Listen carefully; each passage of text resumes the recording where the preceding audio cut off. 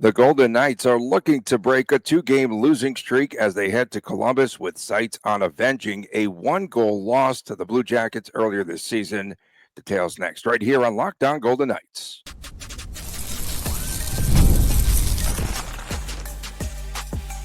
You're Locked On Golden Knights, your daily podcast on the Vegas Golden Knights, part of the Locked On Podcast Network, your team every day. Hi again, everyone. Tony Cardasco, longtime sportscaster, marketing consultant, along with VGK season ticket holder Chris Golick, who also owns Silver State Cards and Sports, and is the collectibles editor of the Hockey News. And later on in today's show, losing confidence in the VGK goalies. It seems to be an annual discussion, and our locks and predictions for tonight's game. We are brought to you today by FanDuel. Go to FanDuel.com. It is March Madness, and check it out. FanDuel is America's #1 sportsbook. So, Chris, VGK needs to get back to its game tonight in Columbus, and I feel that it has to begin on the defensive end for the Golden Knights. There are several breakdowns that we've seen, especially the last couple of games, regardless of what Bruce Cassidy might say. Yeah, I mean, that's something that I did not understand from the last post-game show. I did not understand how Cassidy was upbeat. I don't know if that's the right word to use, but he felt the defense played a lot better against the Pittsburgh Penguins. I mean, if you're comparing it to the game against the LA Kings, fine, they played a heck of a lot better. But the breakdowns are so bad, and they're happening by the highest paid players out there. And it's not just the defenders, but Eichel, Hurdle, Saad all had some major breakdowns in the game. Dorofeev, not sure if it was Eichel or Dorofeev or Pietrangelo who blew the coverage in the overtime, but they were all kind of staring at each other. So these are things that need to get buttoned up. I think it's 18 games left in the regular season, something like that right now. So now is the time for VGK to get right. And it felt like that was happening before the game against the Penguins on Tuesday and the Kings game on Sunday. Yeah, any word yet on Brett Howden and Ivan Barbashev and whether they have rejoined the team? Of course, VGK went very quiet yesterday. All we know was personal. I don't know what the nature of the personal issues were. I'm assuming everything will be status quo and they'll be back today or Saturday at the latest, but I'm not sure what the circumstances are. I don't know if this is something similar to what some other players have experienced that caused them to miss some time for personal issues, or if this is simply a kind of a one-off type of thing. But hopefully they're back. They're both going to join the team, and more importantly, hopefully whatever the issues are or is, that's better in their personal lives too. Yeah, well, they said Howden's wife was expecting. The Howdens were expecting a child, and I didn't hear much about Barbashev, but hopefully at least one of the two gets back into the lineup tonight. Yeah. Remember how that first meeting ended between VGK and CBJ? Lazy overtime, right? And Alex Pietrangelo turnover, and on the third rebound, they had three shots, and Cole Sillinger banged it home. Sillinger is out. He's injured, actually. I think he's still out for CBJ. But this was a game that when I looked back at our recap and everything, I saw in my notes the Golden Knights had 6 more minutes of ozone time in that first meeting. And so, yes, you need to control the puck in your offensive zone. However, you need to finish off plays. And that's going to be one of the biggest keys going into tonight's game. Of course. And the Blue Jackets, they're a team that's just kind of right on that fence as far as the playoffs are concerned. They're in as of the moment with as of the moment. Yeah. I mean, that's the thing, 8. But right on the fence, and they're desperate right now. Desperate teams at this stage of the year pose some of the greatest challenges to face. Fourth in a very tough Metro, 6 points behind the Devils, 70 points overall.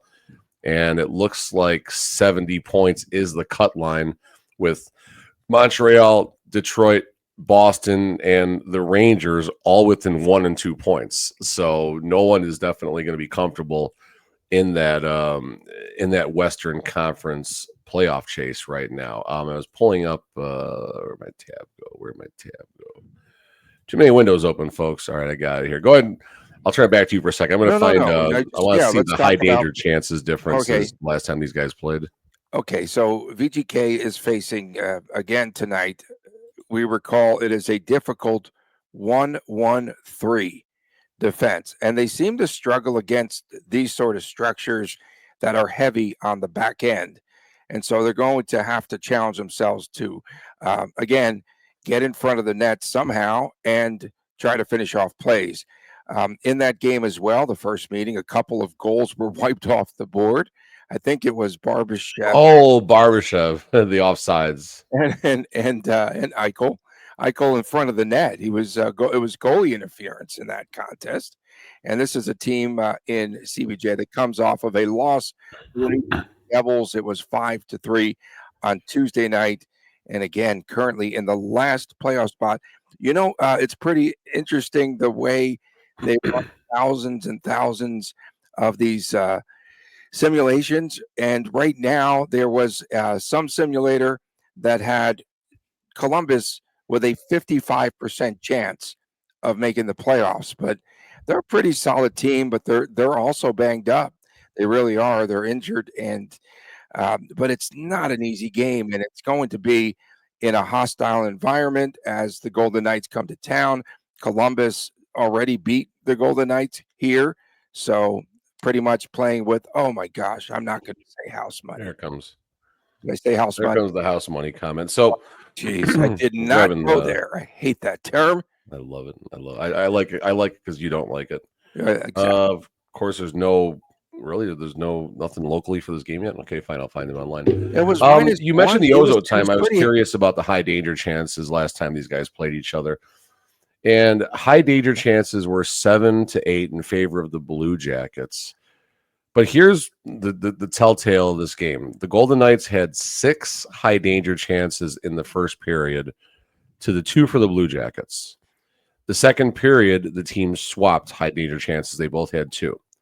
The third period, the Golden Knights failed to log a single high danger chance in a game that they led, too. That's the other side. They scored the first goal the last time these two teams played. So that certainly is something to watch, and you wonder why that happened. You did mention the defensive scheme of the Blue Jackets. They might try and bore you to death and play a real boring brand of hockey, but that's sometimes what Eastern Conference hockey is. So we'll see if the Golden Knights can crack that. I'm pulling up the betting line right now for this game. Let's see. 160. VGK is a favorite, I'm sure. VGK is definitely a favorite. There's nothing posted locally, so I'm on covers right now. See what we got. What about minus 170? 170. Minus 170. Public likes Vegas. Haven't brought that number out in a while. So, I mean, it's pretty heavy. From betting perspective, Columbus is the play. I'm not saying they're going to win the game necessarily, but if you're betting this game, the VGK side poses 0 value. Amongst the injuries, so we talked about Cole Sillinger. He's out with an upper body. Kevin LeBlanc, he's been out for the season. Sean Monahan and Eric Goodbranson are both injured and out. So they're a little bit banged up. And this is something that we've seen before, and maybe perhaps it mirrors the Golden Knights. I was reading some comments last week at the trade deadline about CBJ, where they did not want to break up this team. So at the trade deadline, they went pretty light.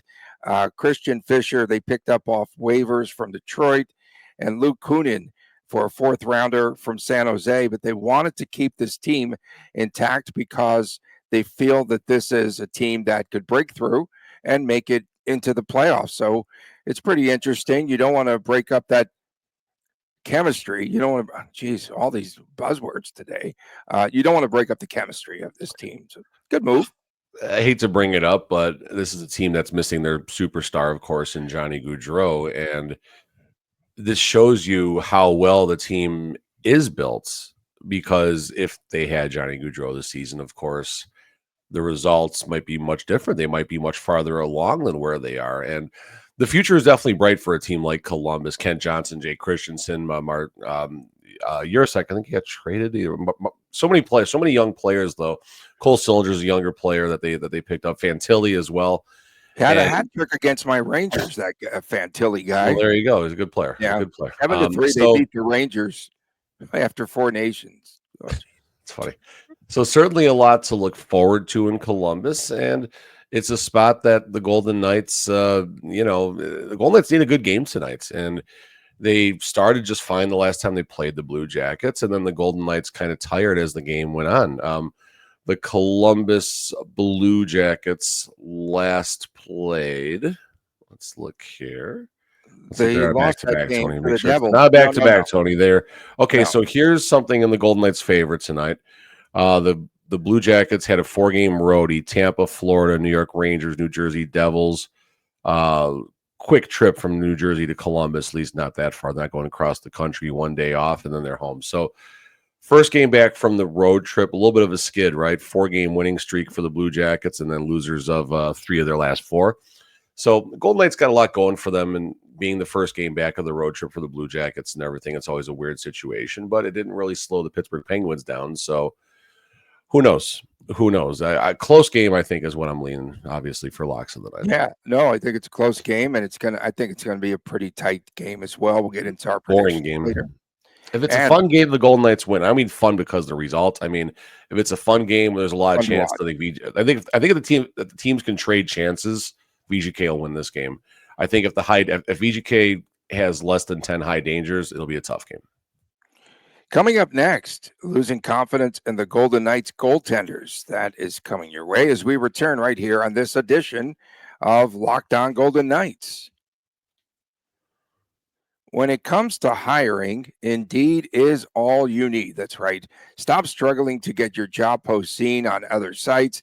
Indeed's sponsored jobs puts your post at the top of the page, and it helps you to reach the right candidates faster.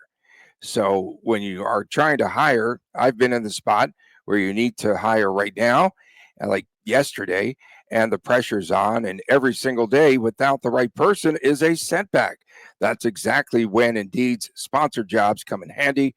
They make sure that you post the post that you put out there is seen by the right candidates and right now. And as we speak, now you can speed up your hiring process with a $75 sponsored job credit. Just go to Indeed.com/locked on right now. Support our show. That's Locked On Golden Knights. Locked On, that's hockey. That's another show somewhere else. I don't know. But in any event, a $75 sponsored job credit. Just go to Indeed.com/locked on right now. Support our show by saying that you heard about Indeed on the podcast. Terms and conditions apply. Hiring, Indeed, is all you need. And we are also brought to you today by Monarch Money. Ever check your bank account and wonder, where did all my money go? Between dining out, online shopping, parlays, and entertainment, I could say parlays here, it's so easy to lose track. That's where Monarch Money comes in, your personal CFO. It gives you full visibility and control over all of your finances. Monarch Money isn't just a budgeting app, it's a complete financial command center. You can track all your accounts, investments, and spending in one place, so you just stop managing your money and it works for you, and you start to build your wealth. And when I started using Monarch, I realized just how much I was spending on food delivery. Now I budget smarter and save more. And instead of juggling multiple apps, you can use Monarch to check your finances, track your spending, and even plan long-term goals. Easy collaboration. Managing money with your partner is smoother than ever, and you can track shared and personal accounts, set goals, and stay on the same page without the stress. Take control of your finances today with Monarch Money. Use the promo code LOCKEDONNHL at monarchmoney.com for 50% off of your first year. That's right. That is monarchmoney.com, and the code is LOCKEDONNHL, and it's half off for the first year. Again, use that promo code LOCKEDONNHL. You'll receive 50% off of your first year at monarchmoney.com. Back on this edition of Locked On Golden Knights from Las Vegas, Tony Cardasco and Chris Golick reporting. I was laughing when you said parlay during the last ad. I read. threw. That was pretty funny. Yeah, I should not be ad libbing at all. Of course, tomorrow we've got our WTF TGI Friday, Tomorrow's TGIF. Friday. Wow. Isn't it Friday already? I'm just trying to. I'm so confused. That's It crazy. flies by. Yep. Yeah. And WTF tomorrow, sometimes on Saturdays, Chris Times Chris Jr. show. Can you fire it up just a couple times here for old time's We'll sake? fire. We're going. Might be a tough morning on Saturday. I think we're going to the Saturday. NASCAR truck race on Friday night. So we'll see. Nice. That's really cool. That'll be fun. Yeah, So every year tradition for probably the last 8 years, 7 years. Hey, what is that? What is that race that we like in the summer? I'm going to be speaking later this morning with Zane Smith, who moved from NASCAR trucks. The Derby, the Kentucky Derby. No, on the track there at the Speedway, on the small oval that we like with the boats. Night of Fire and all Night that. of Fire, yeah. Waterless boat racing. I'm going to ask him if he's ever done that. Oh my God! I brought up waterless boat racing. I was showing it on my card stream the other day, and people were just amazed. Like it was the coolest thing in the world. Yeah. So my guest today that I'm going to have on the podcast. So Zane Smith started at the bull ring actually as a youngster. It's awesome. And so he raced around there, and I'm going to ask him if he was ever. There's youngsters in some of the races out there doing 60, 70 miles an hour in these little. I don't know what they're called, but they're cool. They're crazy to watch. So I don't know if you knew this or not, but they used to have an oval right there. It was called Las Vegas Speedway Park before they built that monstrosity, or as we currently see it. It as now the Motor Speedway. But we did have a small oval track there, and Kurt Busch was driving underage out there back in the day. So he started as soon as he could see over the wheel, he was driving. No one checked his ID. That's a long story. I'll get in trouble for that too.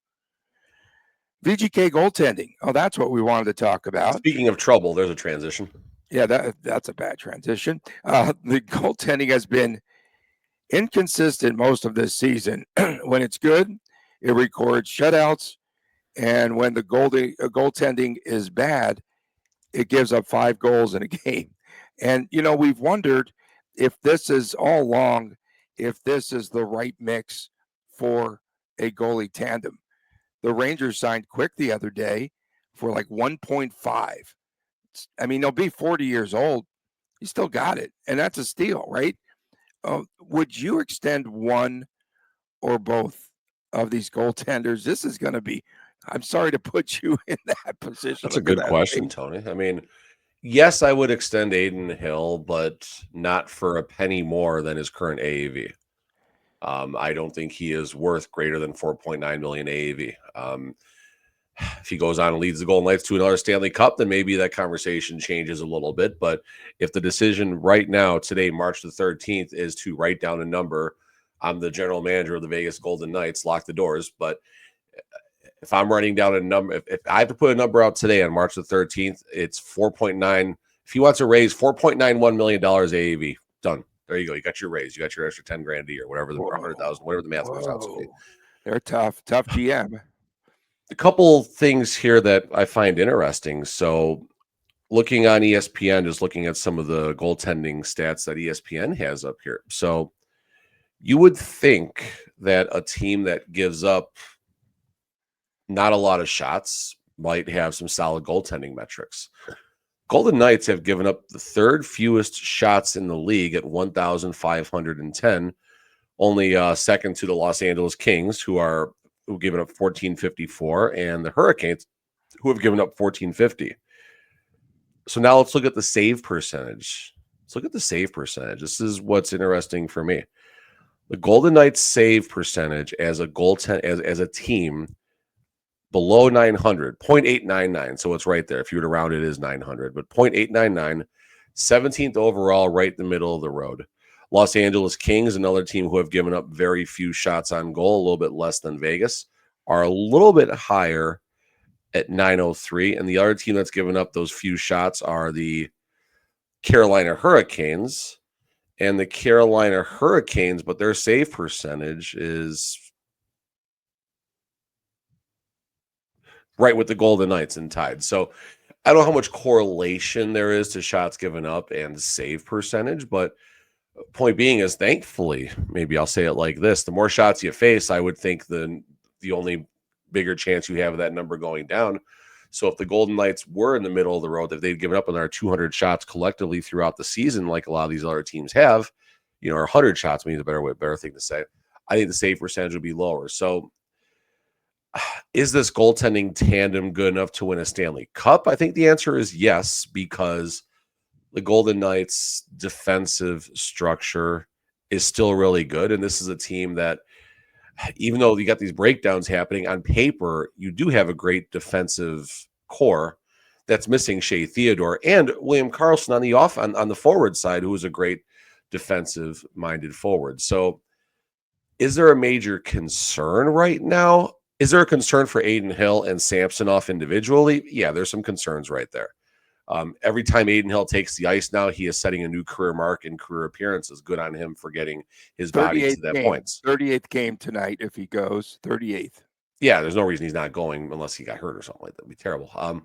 But every time Adin takes the net, he is setting a new career mark, which is great for his personal career because this is something that's needed to happen. Last year, same deal. He set a career mark with 35 appearances. Samsonov, we're getting exactly what I told everybody we were going to get with him. Some games are going to be great. He will have a world-class performance. And then some nights it's like watching a D-League, beer league goalie that's put back a six-pack before the game started out there. And it's just very tough to watch at times. So Samsonov is giving us exactly what we expected. And I put a tweet out yesterday. Not that the Golden Knights should have kept Quick at the time. I think that wouldn't have made a lot of sense. But if we had a crystal ball and saw what he had left in the tank, 2.5 seasons later after that Stanley Cup run, maybe it would have been nice to have Jonathan Quick still in Vegas. Yeah, former CBJ great, by the way. CBJ great. Let's go. And there are a lot of problems. You talked about the defensive structure, but it just has not been airtight, and that would help them out a lot. And I thought, did I mention this the other day?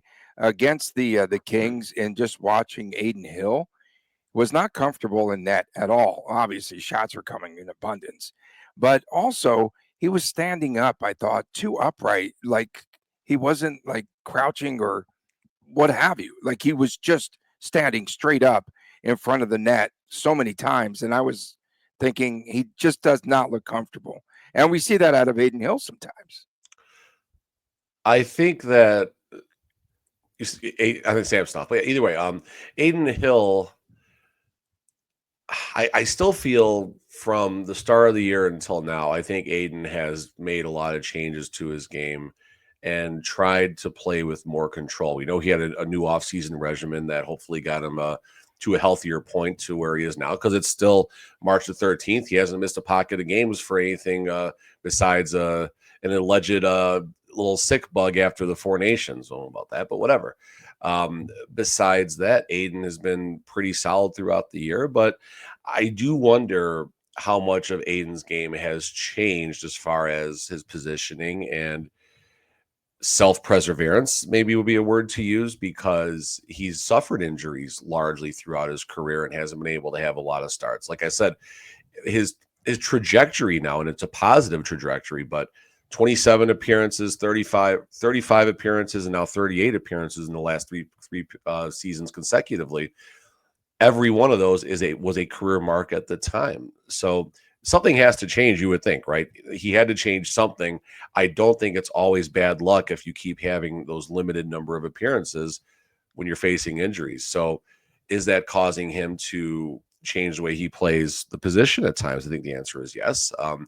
I made some observations about him guessing on pucks when things weren't going well for a while. You said he looked really uncomfortable against the Kings. So keep a close eye on Adin Hill tonight, see how he's reacting to the pucks, see if he's overreacting. And, you wonder if at some point, especially when the playoffs come, if he just throws all that out the window and goes back to selling out like he used to for every single key moment and just goes into playoff mode. Yeah.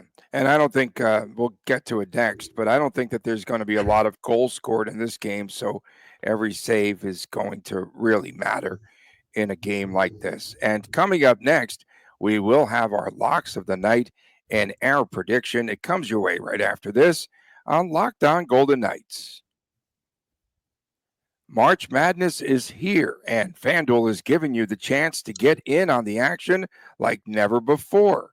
Right now, new customers can get $200 in bonus bets when your first $5 bet wins. That's 200 extra bucks that you could use on everything from the buzzer beater to Cinderella stories and even who's cutting down the net. And yesterday, going dancing now, McNeese State, keep them on your radar there.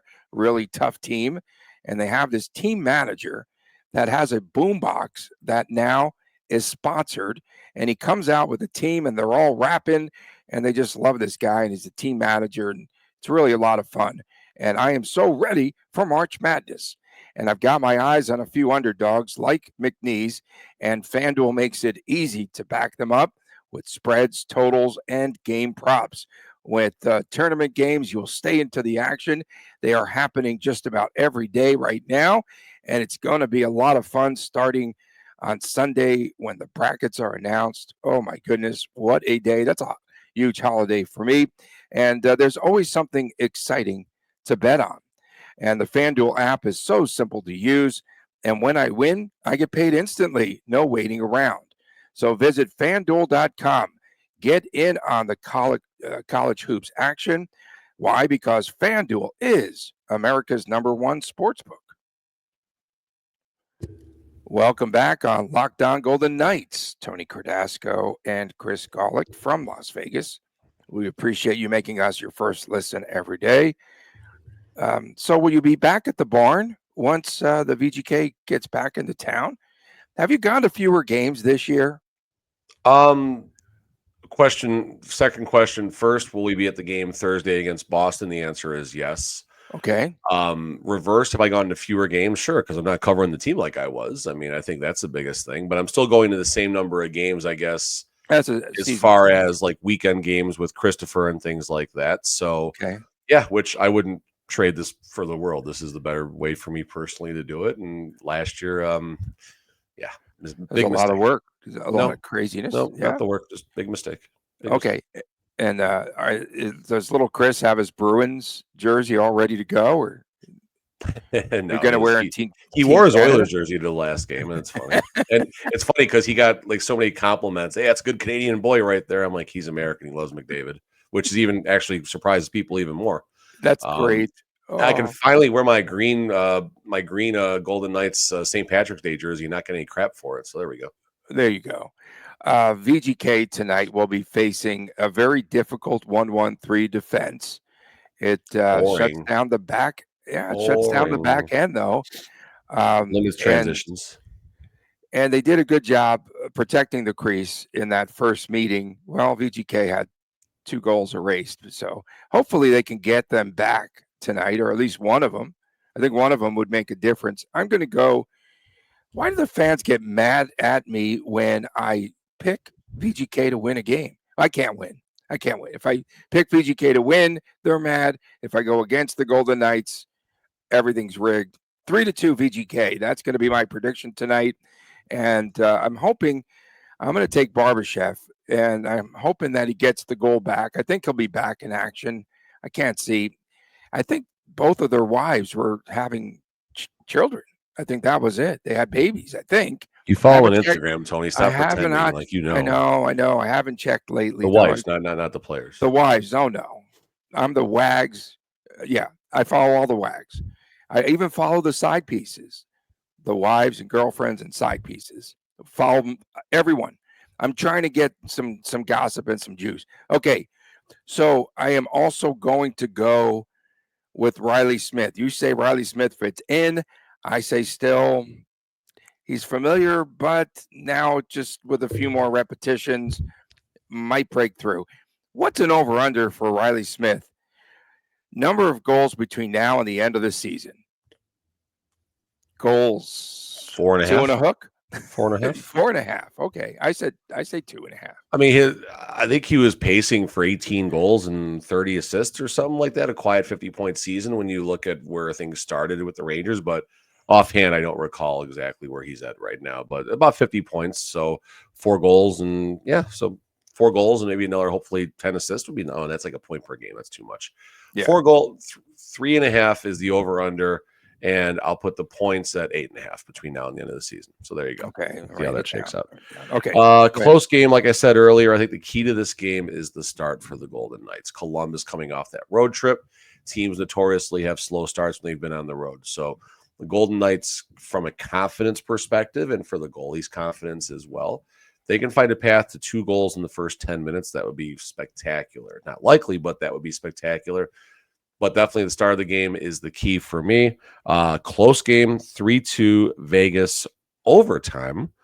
Pietrangelo and Eichel. You have 3-2 also. Okay. 3-2, but close game, I think overtime. Close game. I think it's a tight game, and we'll see what happens. And this was good under probably if you're going to bet. I think so. I think so. Yeah. And this was one of those that's hockey games. Because Columbus scored the winning goal in overtime, right? What they had 3 shots on goal. Bad goal. I remember it was just like, here's one. Rebound, score. That's it. We appreciate everyone tuning in, especially our everydayers tuning in around the globe. Thank you so much. Tomorrow is WTF, What the Friday, where we entertain all of your comments. We hate the stinking mailbag, so we go with a more direct route with WTF. I was talking about on my hockey show yesterday, my business. I'm in the airport. Ask me nothing. You did it. You did that. We were just joking. I don't know why I even came up in discussion, but yeah, I gave the quote. I'm in the airport. Ask me nothing. Ask me. You were on a boat, I think, in Alaska or something. I'll be on a plane in a couple. I'll be at an airport in a few weeks, so I'll make sure to do it then too. All right. Thank you so much for tuning in. That's podcast. Tony Cardasco for Chris Golick from Las Vegas. See you tomorrow right here on Lockdown Golden Knights, and please take care.